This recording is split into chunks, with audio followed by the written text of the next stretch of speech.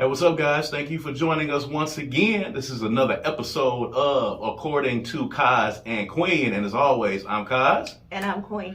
And this is episode number 5. We want to thank you guys for continuing to support us and joining and listening and asking us questions and inboxing and commenting on the YouTube videos for these conversations, man. We appreciate all of the feedback. Please make sure that you keep sharing this podcast with folks. Share this video. I don't care if you're watching on YouTube, if you're listening on Spotify, on Apple Music, on Google Podcast. Of course, if you're watching on YouTube, make sure that you subscribe to the channel. You'll be seeing that right here on the screen. All right. Make sure you subscribe to the YouTube channel and make sure you're following us on social media. On Instagram, I am Mr. Franklin 601.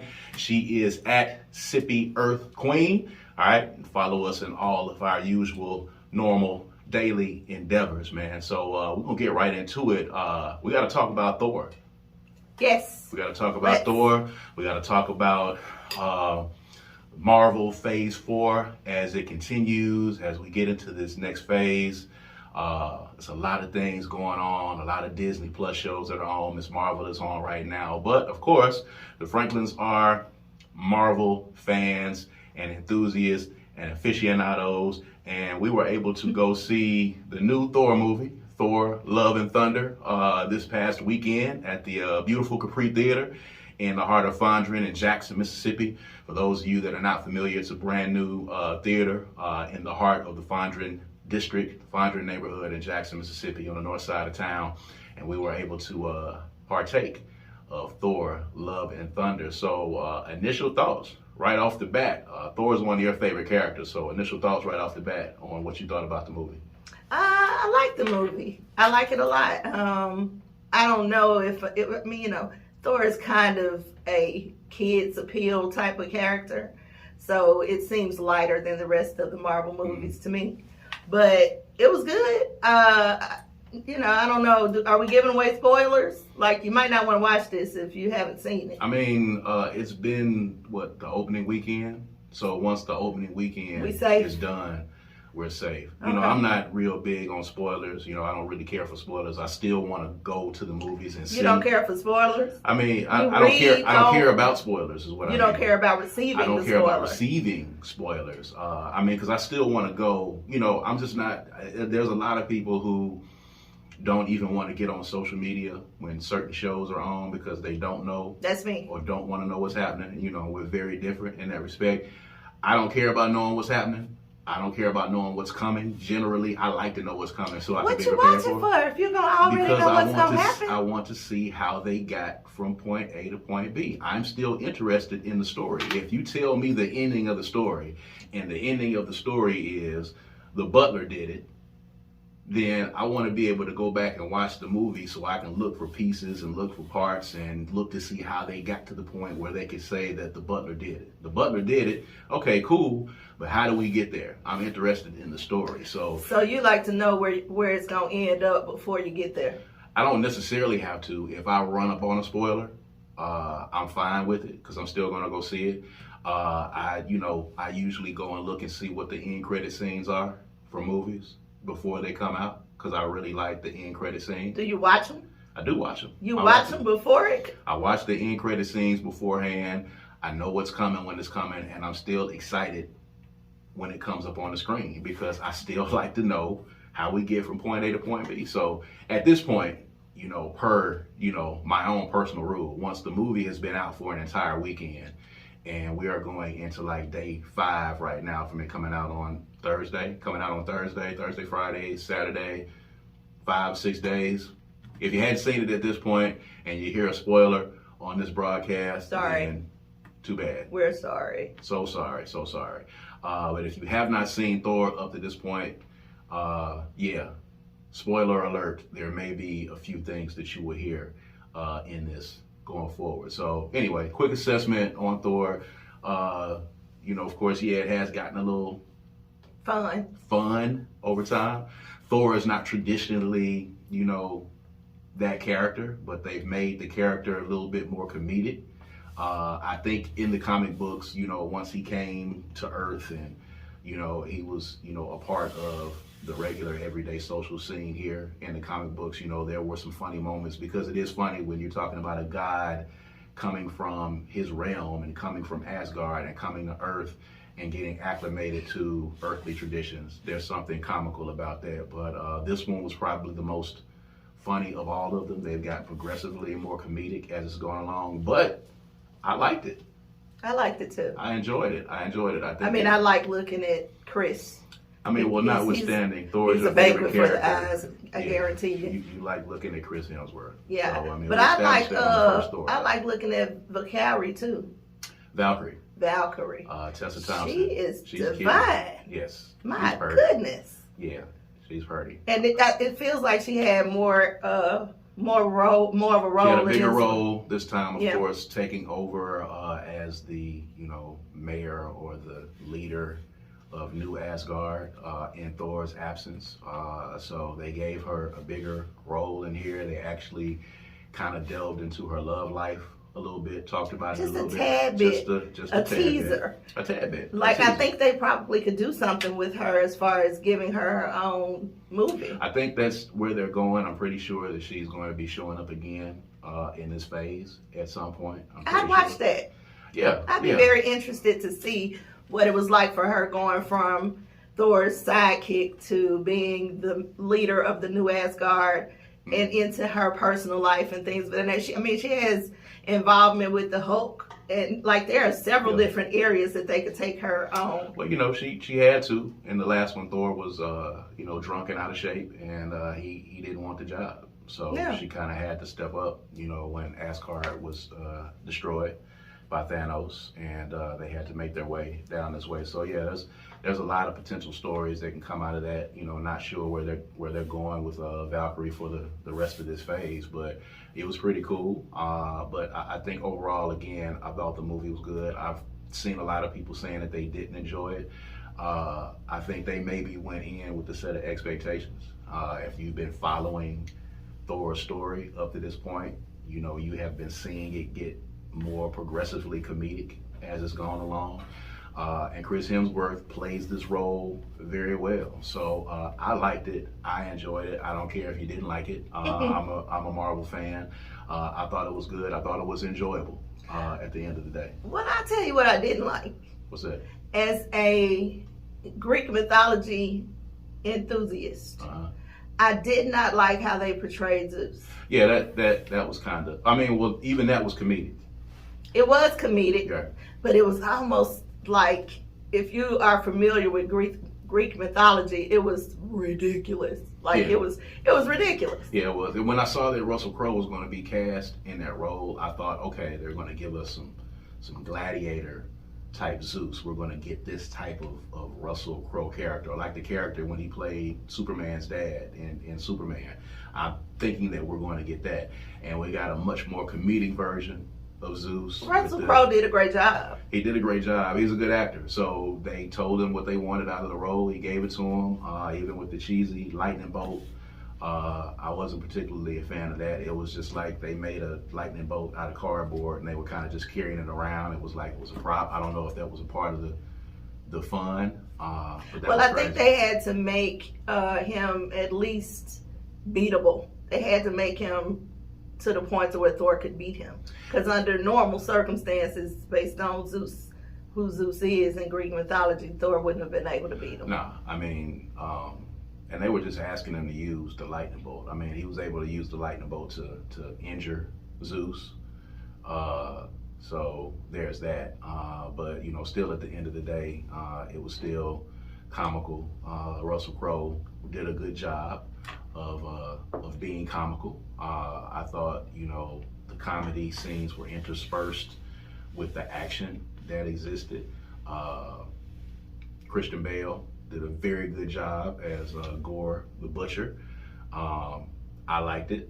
I liked his portrayal. I liked his motivation through the entire thing. I thought it was really cool, and the action scenes were cool. Let's talk about Jane Foster for a second, because in the comic books, Jane actually becomes Thor in the comic books. And I was kind of looking forward to them passing the torch and having a female Thor, a new Thor that was going to be a part of the new assemblage of the Avengers, and they killed her at the end. She died. Yeah. That was weird. We don't need a female Thor. Why not? I don't know. I mean, Thor is a concept, an ideal. You know, the person that wields Mjolnir So yeah, is Thor. yeah, like now Thor is a thing that you can be and not a person. Right.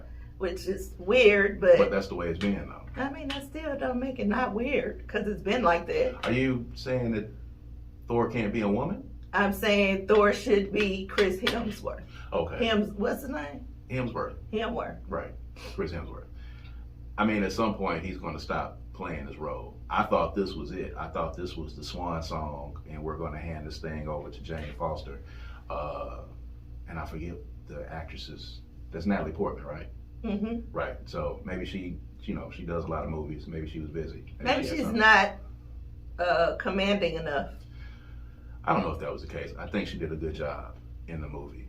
You know, I don't know if you got an issue with Natalie Portman per se. I'm not a fan. Okay, then there we are. I don't hate her, but I'm not a like, ooh, Natalie's in this movie. I mean, well, she's like, yeah. She was Jane Foster, and but I wasn't real big on Jane Foster, the character, anyway, before she became Thor. You know what? You probably thought Jane Foster didn't look good enough for Thor to like. Oh, so really? Yeah, I think that's what it is. Is that what it is? You don't think she's hot enough? Why do you think I would think? Why do you think I would think that? I don't know, because I don't know where that's a bit shallow. I don't know where the Natalie Portman, the Natalie Portman hate is coming from. Did she play another role that you don't like? So you're determining that not a fan equals hate? I'm making a suggestion, and I'm asking you to give me your response to it. Is that what it is? What is it with Natalie Portman? I've never been a fan of hers. Never been. There's nothing. She's not spectacular to me. Spectacular. When you say she's not spectacular, what do you mean? In acting? Just period. Nothing's overwhelmingly. Nothing. Yeah. I mean, I hate to use the word ordinary, but He's ordinary. And I guess they could have used that to build up to something, but it wasn't a build up. I will give you this in that point, because I still think ultimately you're saying she's kind of blah, and to play the role of Thor, there needs to be something stunning there, and you feel like she's kind of ordinary. Not necessarily stunning, but spectacular. Right. And that's not Why didn't they make Valkyrie the new Thor? There you go. Why do you because Valkyrie gives you a little bit more. I think I'd like to see if you're going to go ahead and give it to a woman, give it to a black one. Yeah. That would have been believable for me. I don't know that, much like Earth in Asgard, wasn't a lot of black people. Doesn't matter. She had already superseded all the rest of the people and became Thor's pick to lead. By default, actually. But by default. Yeah, because there was nobody else. Who else was there? But she was still fighting right beside him the whole time. Right. Because she enjoyed fighting. She earned that position. She did earn the position. Who else was initially, when Asgard was destroyed and they came here, Thor went into the depression and started drinking and gained the weight, and she kind of had to step up in his absence because he was still king at the time. I mean, I get that, but she did. She did. So I think they could have given her the role of, unless they are working towards giving her own, I don't know franchise and whatnot. I don't know if Valkyrie's going to get her own franchise. She came with a set of, she came with the winged horse already. The Valkyries come with her. The Valkyries are kind of like the Amazons in Wonder Woman. Wait, so the Valkyrie is not her name? Valkyrie is more of like they doing with Thor? No, Valkyrie is kind of her race. Mm. She's like the Amazons in What's her name? They're like the Amazons in Wonder Woman. What's her name? It's Valkyrie. Let me look into that. Again, if y'all are watching this, please help me in this regard. She's a Valkyrie, and there are Valkyries, like there are Amazons for Wonder Woman. So it's a race of women. But Wonder Woman's name is not Amazon. Her name is Diana. We got that, and that's only because they said it. So perhaps we need to look to see what Valkyrie's name is. Back to the point, I'm cool with Natalie Portman. It's cool. It's not spectacular. Yeah. I mean, but for the role she was playing before this transformation into Thor. Mm-hmm. She was perfect. She was So you're just saying she just was not fit to be the female Thor? If I had, you keep trying to put me into what you think I'm trying to say, into this little box that fits what your narrative of what you think I'm saying. You're saying. But listen to what I'm Okay. saying. I'm saying what I'm saying. Okay. She was not spectacular. Chris Hemsworth as Thor is spectacular. He should have had someone to match that. So that means that the person that he fell in love with in the first Thor should have been a different person then. Yeah. For me, if I wrote it, yeah. Which you feel then, at the end of the day, you feel like Natalie Portman was too ordinary of a love interest to play Jane Foster. If they were going for ordinary, she was perfect. I think they were going for ordinary. I think they were going for sciencey, maybe. Somebody that was kind of into science, not into I want to look good because I'm going out on dates kind of thing. Well, there have been several scientists throughout Marvel who've worked with David Banner and Tony Stark that have been pretty hot. So I wouldn't put science in the mix. I mean, you could say that David or Bruce Banner, whichever one. Oh, God, I said David Banner. It was David Banner. I mean, it's David Bruce Banner. On the TV show, it was David Bruce Banner. Is that where David Banner, the rapper, came up with his name? Yeah, it's David Banner's the Hulk. Oh, that's exactly where it came from. The TV show from the Hulk. I mean, I always knew that, but I've never heard him say why he named himself. Interesting tidbit. He got that from Ice Gree. He was trying to come up with a new name, and because he transformed when he was rapping and had a really animated style, he went from MC Vale, which was mild-mannered, and he transformed into the more aggressive side. Ice Gree said, "You're like the Hulk. You should call yourself David Banner." Oh. Boom. And that's how that came. It's a quick little tidbit for you guys. Never know what you're going to get on according to Kaz Queen. A little bit of hip-hop history for you guys on how David Banner got his name. It's actually Ice Gree of Abstract Mind State, who you have seen interviewed on this channel, by the way. If you go back and scroll through some of the previous interviews, I've got a one-on-one with Greg Lewis, Ice Gree, Abstract Mind State. And he was the person that the catalyst in David Banner getting his name based upon, his rap style. So Bruce Banner, David Banner in the comic book was mild-mannered. He was an ordinary guy. The guy that they've got playing him is an ordinary guy, a science guy. Tony Stark, I think, is different in the mold when you talk about really smart, genius type of guys. He's different at the end of the day. So, I don't know. What do you think about Pepper Potts then, if we're talking about... You don't like Pepper Potts? No. Oh, goodness. I don't like Gwen Paltrow? Yes. Gwyneth Paltrow? Yes. You're not a fan? Now, she's more than not a fan. Like, Natalie Portman is just, I'm not a fan. But Gwyneth Paltrow, I just don't like. So, Pepper Potts, the person that he got to play Pepper Potts, it should have been somebody else. I mean, I'm cool with her playing the part, but... I'm not a fan of hers. And I will tell you this, in Endgame, I was very happy to see her finally put the suit on and actually, so what was her character? Rescue. I was very happy to see her be Rescue. I liked her for like those 5 minutes that she was on there. Whose girlfriend do you like in the Marvel Universe? Because you're 0 for 2 right now. What other girlfriends are there? That's a good question. Okay. What other girlfriends are there? Okay, well, Hawkeye's wife. She's cool. She's cool. The Hulk was, briefly dating Black Widow. She's dead, though. We don't count her because she's, like, not just somebody's wife. What about,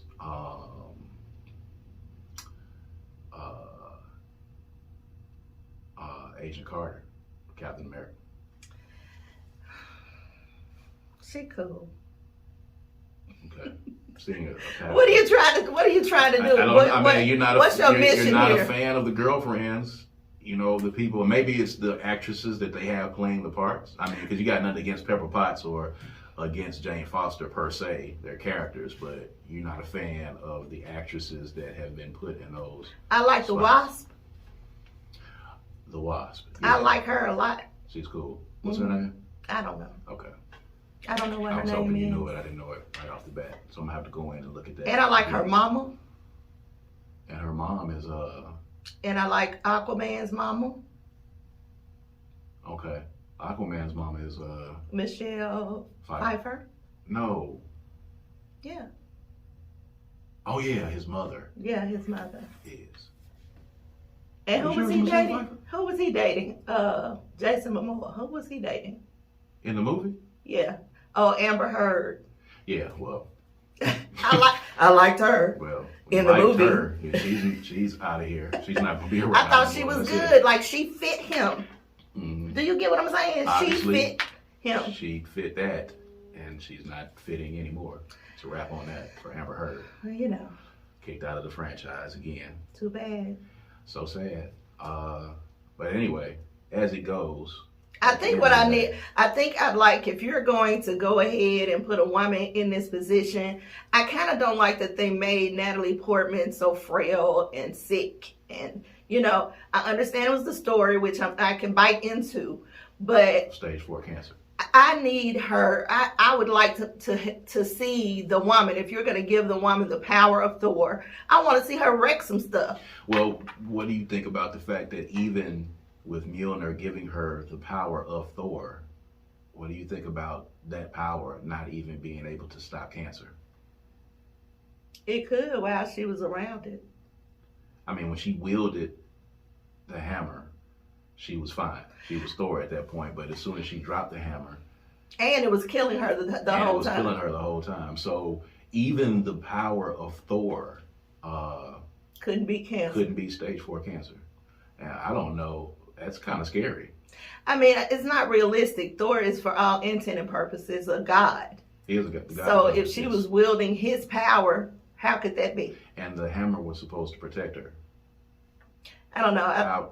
I think they really just wanted to get rid of her because that should have cured her, actually. Cancer. And to be honest with you, like, they could have called up the Hook and came up with something in the lab or something. Like, I don't know. For cancer? Yeah.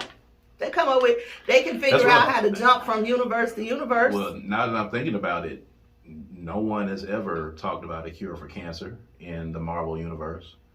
Maybe that needs to be the big bad of Phase 4 because they've beaten everything else. You beat Thanos, but you haven't figured out how to beat cancer. Tony Stark, with his heart condition, he figured that out. He figured out how to give himself an artificial power source for his body. Yeah.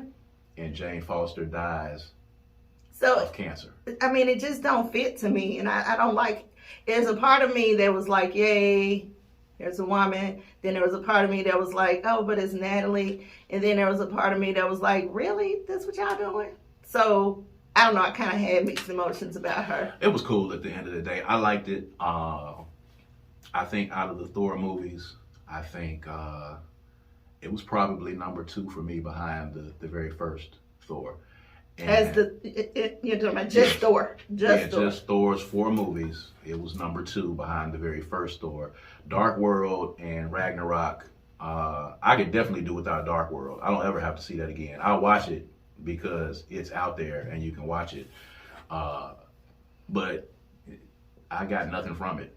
You know, I can't even recall any, great scenes from it. Ragnarok, of course, was cool because the Hulk was in it and he was involved in it. This one had the Guardians of the Galaxy at the beginning. So for me, out of the 4, this would be number 2 out of the Thor movies for me. What about you? What was the number 1? The first Thor. The very first one. I would have to say this one is, out of the 4, for me, this one was probably my favorite. This was number 1. However, as much as I like Thor, he's like one of my favorites. As much as I like him, his whole line of movies does not come into my top 3 of Marvel movies. I mean, that's true. I think that's the case for a lot of people. There's not a lot of people who, are just huge fans of the 4 Thor movies. Although it's a very significant part of the Marvel universe, very significant part of the Avengers. didn't get a lot of hype. Yeah. But it was cool. So you know, shouts out of course to Idris Elba, who I'm pretty sure, if you know, was absolutely done and absolutely tired of playing the role of Heimdall. They had to coax him to come back to do the shoots for Endgame, as it were. He's made it known publicly that he was not a huge fan of the role. They somehow managed to coax him back again for another 5-minute stint.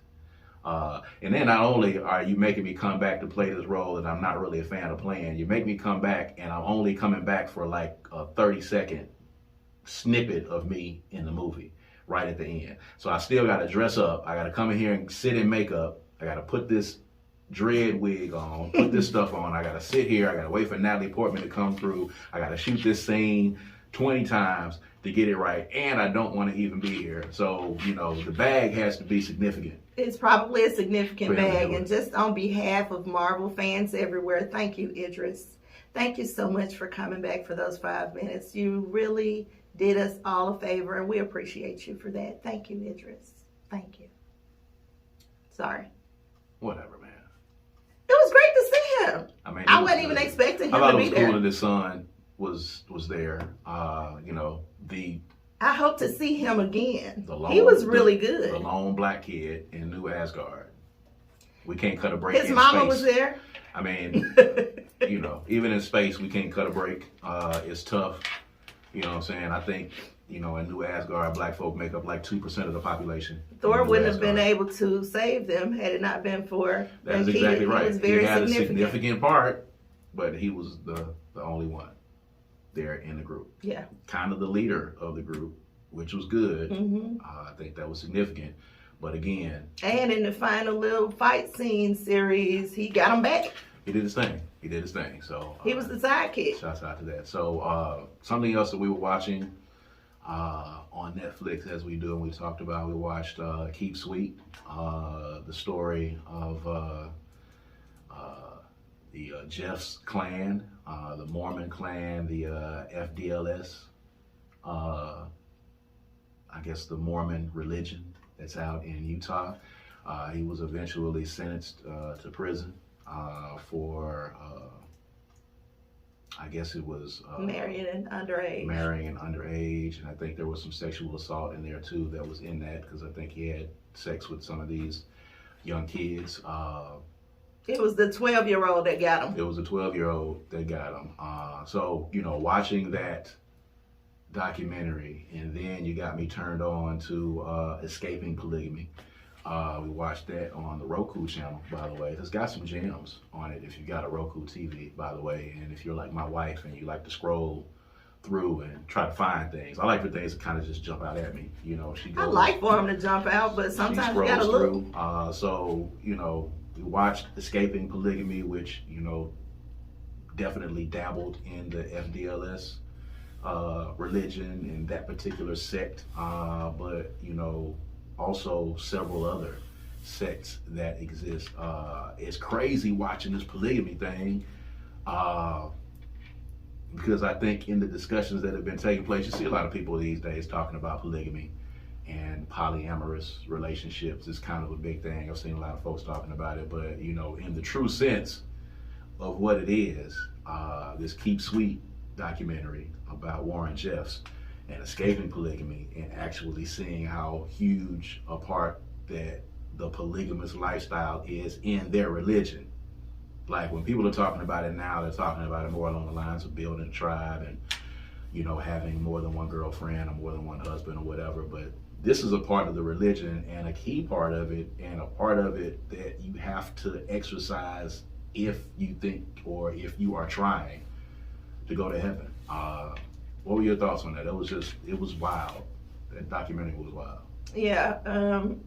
So it made me first realize that the way people are commonly using this idea of polygamy is like selfish and just for them to have more than one partner. Because the people who do it for a religion, it's about a bigger thing for them. Like, it's about putting all of your hopes, thoughts, everything into one man, not even Jesus, not God, but whoever the prophet is. Right.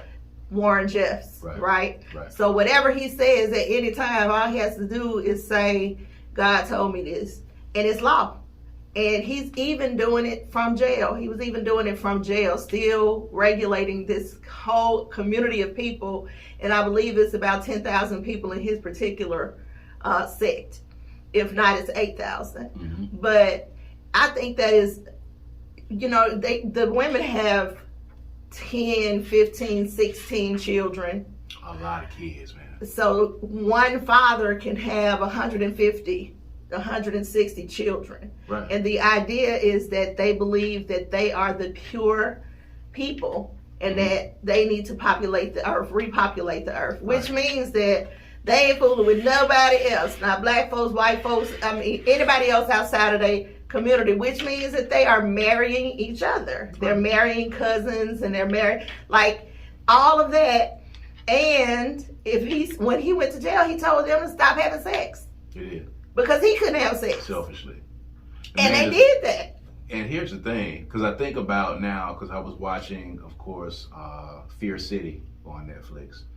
I was talking about the mob and the mafia and how Rudy Giuliani came up with this RICO charge in order to be able to cast a net out and to get all of these mafia guys. And basically, it was the RICO charge, and they've got Young Thug actually on a RICO charge now. It's a charge where if you can't really actually get the person at the top, you can cast a wide net, and anyone that's involved in your organization can be arrested for this. And I think about this as Warren Jeffs clearly is running his sect from his jail cell. They showed him, giving decrees from his jail cell. Even to this day, right now, as we're talking about 2022, even after we watched Escaping Polygamy, and I think that show goes up until like 2019, here 3 years later, he's in jail and he's still giving orders from jail. He's still running that FDLS sect. He's still running it from prison. And because he's in prison and he can't have sex, he has decreed to his followers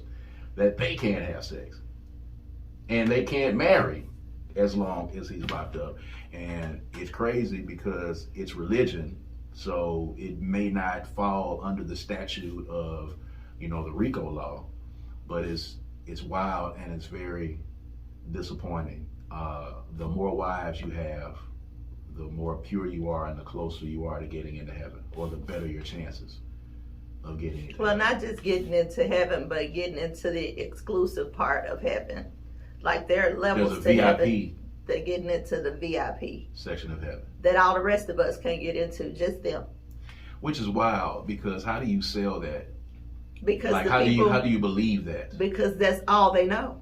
The women are having children, and from birth they are born believing this. They don't have access to the outside world. There's no social media. They don't have TVs. They don't have radios. All they have is him. So it's very easy at that point, because all you're doing is creating generations of people who believe the same thing. The only people in there who are getting information, like know what's going on, are the original brothers from Warren Jeff's dad. Right. And it goes back to like 1800 something. It's not new. Yeah. It's just really the part about him having the power to tell these people this stuff and to stop them from having sex and to make them pray however many times a day he sees fit. That is very scary and very it's alarming, actually. Mm-hmm. And so Escaping Polygamy is about a couple of sisters who actually got out from a different sect. Right. The Kingston. The Kingstons. Right. They escaped because one of them was about to get married, the other one at 14, the other one was already married, and her husband was beating her, and he was her cousin, and he was beating her. And then the last one, who was much younger, was just like to her sister, who was a 14-year-old, if you're leaving, I'm leaving. Right. So now they're helping people to escape. Mm-hmm. And it's interesting to watch all the laws that they have to, know so that they don't break any laws. And It's really it's really, they have their own town, they have their own cops, their own bank. All the money from everybody who has a business there in that sect has to go to Warren Jeffs, and he's getting richer and richer and richer. Nobody's paying attention. Nobody thinks about it because they think they're supposed to do this. They think they're supposed to do this. So it's really as simple as getting up, if you're of age, getting up and walking out. They could do that at any point. Now they're gonna have some consequences, meaning they will never see their family again, but nothing is really holding them there except the power that he has over them. Now, there were some instances where there were a few altercations and, a few attempts to stop them. Of course, on escaping polygamy, they had to be leery of that. And of course, all of these sects, are militia guys. They've got rifles and all those kind of things, and they're off in the wilderness. Technically, per the statement of the church, no one is held there against their will, and they can leave at whatever time. But they do. They put a heavy set of circumstances on you mentally for you leaving, as far as what they tell you is going to happen to you if you leave. And as if the people are looking at all of the folks who have left, and I think at one point on the show we saw the wall where they were scratching off people that had actually left. A good number of people have left. At some point, I don't know when it's going to click, when these folks are going to realize, what has happened. You're going to have the diehard people who are going to probably be, tried and true at the end of the day. But as we get into a more modern society, especially, after COVID,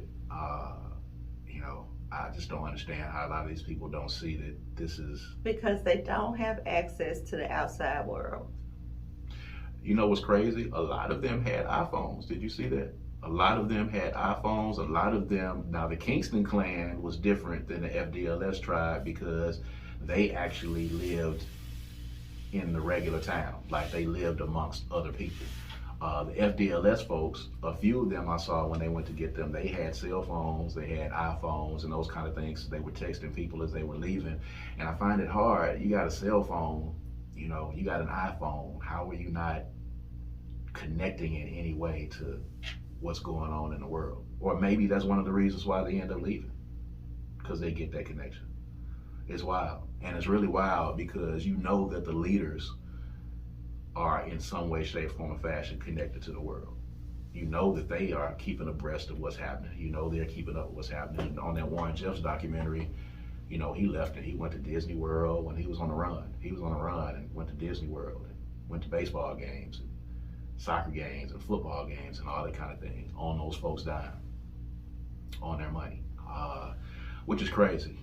With the polygamy thing, it's wild on the religious side of things. And the discussion takes place now with a lot of people with the polygamy and the polygamous lifestyle. A lot of people look at it as a sexual thing. Some people are talking about, we're talking about nation building and building families. And black folk, we come from African culture. We come from Africa, the cradle of civilization, and that was the lifestyle of a lot of the kings that we come from. Do you think? Yeah. That's it? Yeah. Because it's two different things. It's not this religious thing and building an empire or that being a part of your culture. Those two different things. Mm-hmm. I mean, what Warren Jeff is doing is a cult. Yes. That's a cult. Yes. It's not a tribe. Right. So I don't like or appreciate the comparison. Yeah, the two aren't the same. The term is the same. It's used in the same fashion by definition. Polyamorous, polyamorous of course is different than polygamy. That's actually, taking several wives. And then it's crazy because they have one wife that's documented, and then all of the rest of them are undocumented wives. So the only one that has a problem leaving if they want to leave is the very first wife. Yeah. Which we saw on the show. The rest of them can leave. Religion is a very powerful tool. They're brainwashed, much like one would argue many black folks in this country are as it goes to religion. And it's tough, but it was wild watching those things on Netflix. And something else that we watched as well, we watched for the first time we watched Chelsea Handler's documentary, Hello Privilege. I'm Chelsea. And of course, it's always a discussion when we're watching these kinds of things. White privilege is something that we talk about in the Franklin household a whole lot. But, you know, you had a lot of, oh my God, oh shit, what the hell is going on moments watching this documentary. And I just want to delve into it a little bit because, you know, we can have an entire show talking about white privilege and talking about this particular documentary. But, you know, for you, the cover my eyes, you know, forehead slap moments that you had watching this documentary, man. What were your thoughts on it? Well, my most prevalent thought was, how dare you? Mm-hmm. Not a fan of Chelsea. Like, I don't like her. Not a fan. I don't like her because I think she's rude and a little crass. I mean, she's just always operated in this audacity. Mm-hmm. The audacity is whiteness. Mm-hmm. The audacity is white privilege. Mm-hmm. And so, in my opinion, doing this show while under the guise of trying to inform white people was still an escapade in white privilege. And I don't like to see black people talking to white people about black people or about the black struggle. Because we need to be having those conversations in private, not public. And we need to build each other up from those conversations. She needs to go to her people and have those conversations privately. Why is it necessary to film this? I understand on the one hand, people are going to argue this conversation needs to be had. And, you know, why do we need to not show it? And all this, we need to not show it because it is something that needs some real work. We're not ready to show it yet because it can be viewed on so many different levels. And I think that there needs to be a conversation first to make sure that white people understand what white privilege is. Mm-hmm. Like the conversation she had with the ladies who were politicians. Right. Like those are the conversations she needs to have. And I don't care if she filmed those conversations or not, but that's what the whole documentary should have looked like if she was going to do a documentary. She opened up with Kevin Hart and Tiffany Haddish. That was intentional because black people going to watch them. Mm-hmm. So if you were thinking about how do we get black people to watch this, then to me that means this was disingenuous. What do you feel about a white person who may be her? I mean, and kind of looking back on her story and her teen years, she's been around. She was poor for a while. She was poor, you know, and we'll get into that in a second. But what do you say in the instances where there might be a white person who genuinely wants to ask and wants to learn and maybe wants to ask a black person about some of their thoughts on white privilege, or ask a black person what's appropriate or is this appropriate or I don't want to offend? What do you think about someone who genuinely feels like that? Should they not be asking somebody black in those instances? Absolutely you should, but it doesn't have to be filmed. It doesn't need to be a documentary. I have conversations all the time with the LGBTQIA community because there are things that I don't know and I want to make sure that I don't offend anyone. I have friends who belong to that community and I want to make sure that I am operating in a way that's not offensive. So I have to ask those questions.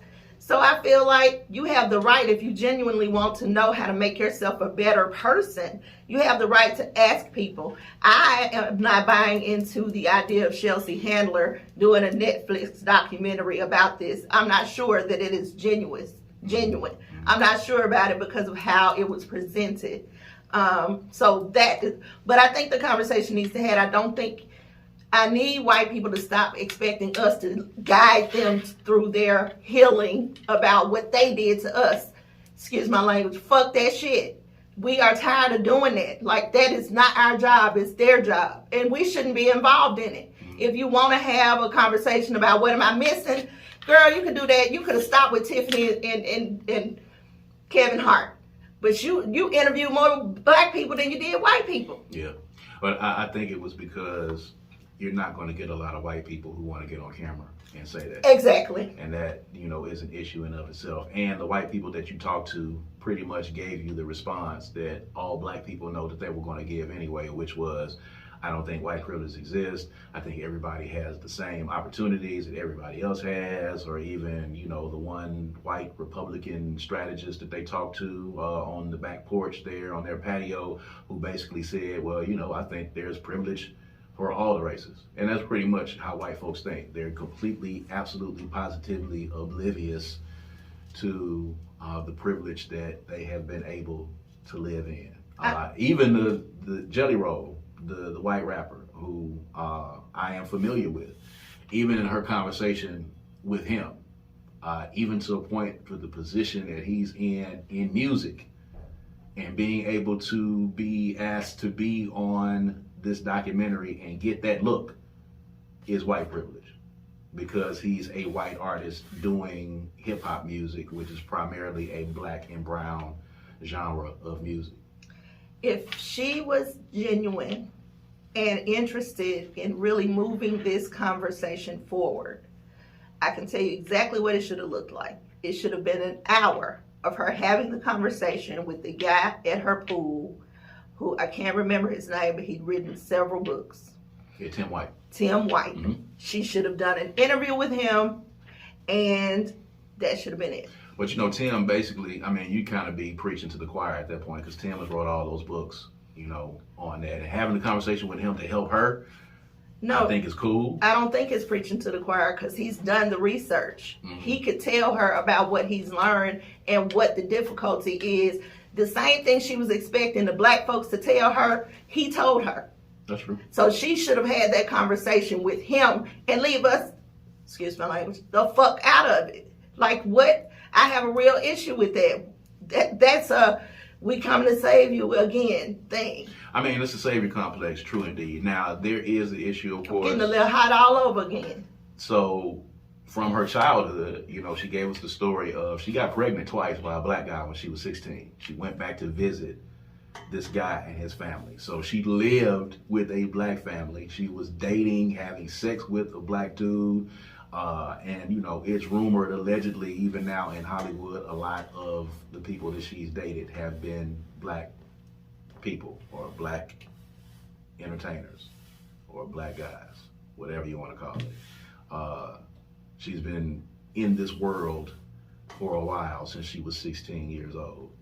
And maybe playing devil's advocate and watching it, I'm thinking, okay, well, I was immersed in this world. Maybe as an adult, I'm trying to understand some of the things that I went through, and going back and asking. It still looked contrived to a point, but, you know, there at times, I do feel that there are some people who genuinely are asking because they genuinely want to know. It's still coming from a place of privilege to ask the questions that they ask, but maybe there's something genuine in them asking the question, and at least in asking the question, they're admitting that there's something that I don't know or I don't want to offend in asking. It's those folks that she talked to at the Oktoberfest that pretty much for me stands as the white responses that she would have gotten across the board. Those are the folks who I feel need to be in the conversation, but they're not going to listen to the conversation.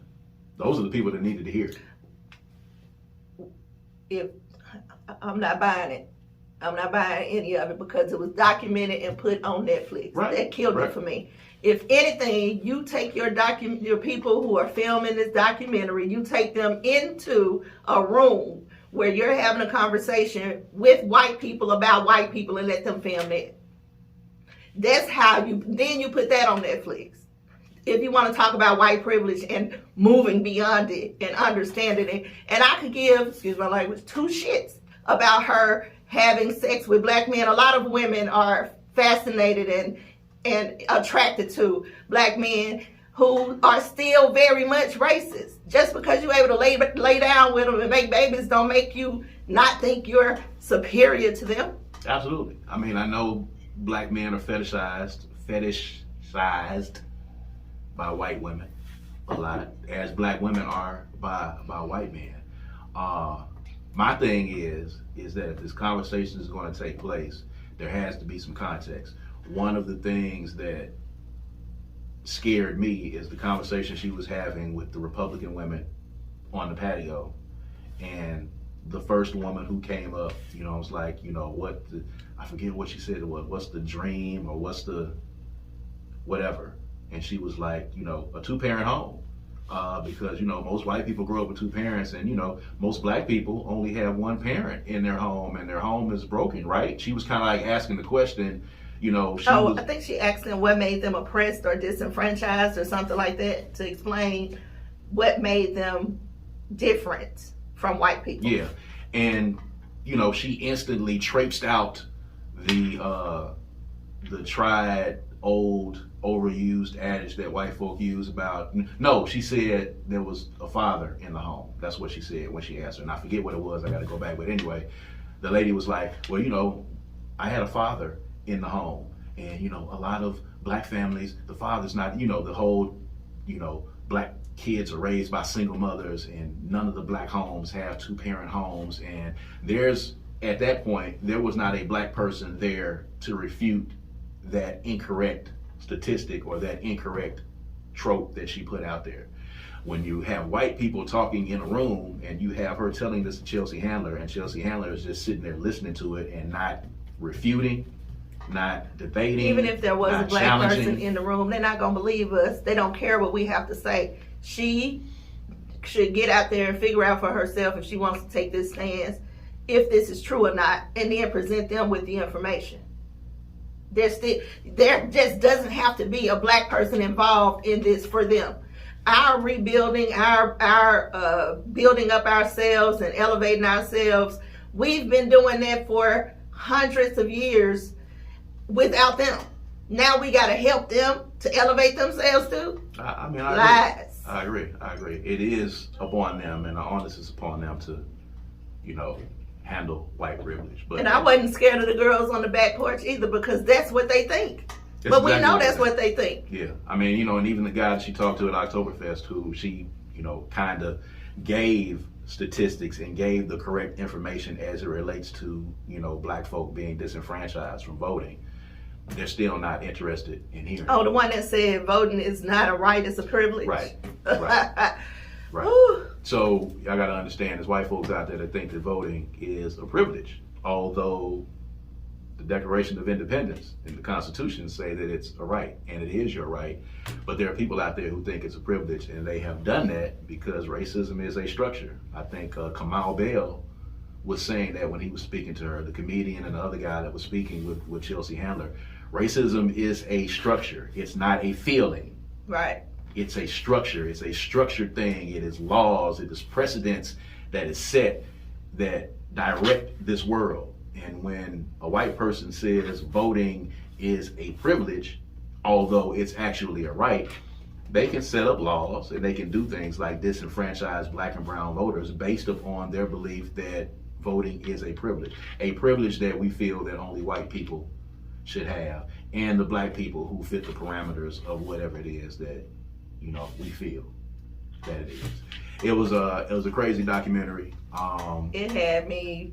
I was fit to be tied from the moment you're really mad. It started. I think it caught me right off the bat, and I think, of course, it was going to catch you right off the bat because they had Kevin Hart and Tiffany Haddish in the beginning. But I think what they had to say was valid. I think what they had to say was true. I think as far as the entertainment industry is concerned, and I think what Tiffany Haddish said about black people knowing who we are, knowing where we come from, I think that was a very poignant way to start it out. Now, them saying that to Chelsea Handler, I know that that didn't excite you at the end of the day, but I think it was important that was said. I think it was important that, those words were said. And I think it was important that coming from someone of their stature, I think it's important to understand that even as they've gotten to a particular point, they still don't have the same privilege. Even as successful as Kevin Hart is right now, he might be the biggest comedian on the face of the planet right now.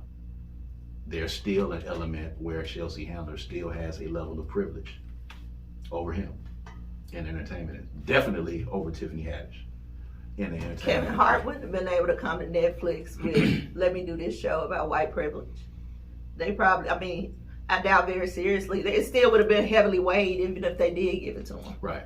I mean, he's at a point now where he could probably get that done. But I mean, probably not, because they don't expect him to do nothing that serious. It'll have to be some kind of comedy. He'd have to be fitting it in with some jokes or something. So we're still waiting on the real documentary on white privilege so we can really delve into it. Because really, at the end of the day, I never feel like these discussions are had with the people that need to have them. Because in most instances, when those discussions take place, those people leave the room, and we've seen that happen. There was a young lady in the audience when she went to the rally or town hall meeting. There was one lady in the audience who said, what are you doing here, and what is the takeaway? You are coming here asking us questions so you can take from us again. Right. That's how I feel. She was the most. She said in everything that I was sitting there trying to figure out how I felt about it, because I couldn't put it into words. She said it for me, because I feel like that was white privilege expecting black folks to fix white privilege. Yeah, I mean, and I think at the end of the day, that was the theme. White people expecting black folks to fix white privilege. Yes. That was it? That's what you was going to say? Yes. Okay.